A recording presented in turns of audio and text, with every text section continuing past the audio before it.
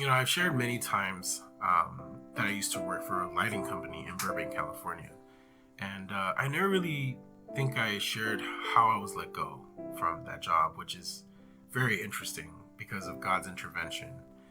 I was working one morning and my boss called me and said, "Kevin, we need to speak to you in the office. Please come down." And in my heart and in my mind, I already knew that they were going to let me go, and I was okay with it because, and it might sound crazy, but God had already showed me in a dream, word for word and in order, how things were going to happen so that I would be comforted and know that I will be okay without this job. And as I sat in that office and as my boss spoke to me and gave me the reasons why, I was blown away by God's goodness because, again, word for word, everything he said and how it went down was exactly how it was shared in the dream.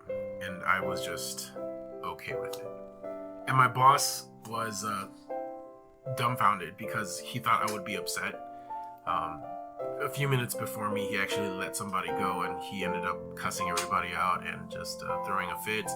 He was worried I would be upset too, but he was just bewildered that I was okay with it and I was calm and I said my goodbyes to everyone and I took my time. And God is so good.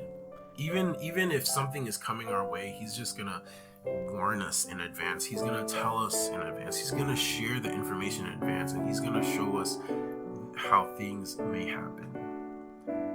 And if we're close enough to God and we hear his voice, we won't be afraid of what's to come, but we will trust in Jesus. We will trust in his word.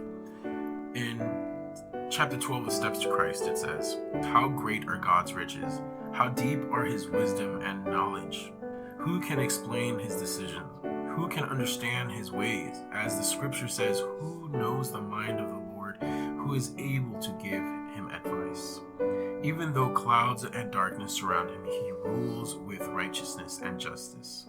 As we see how God deals with us and try to understand why he has led us the way he has, we can know that he is a God of love, mercy, and power.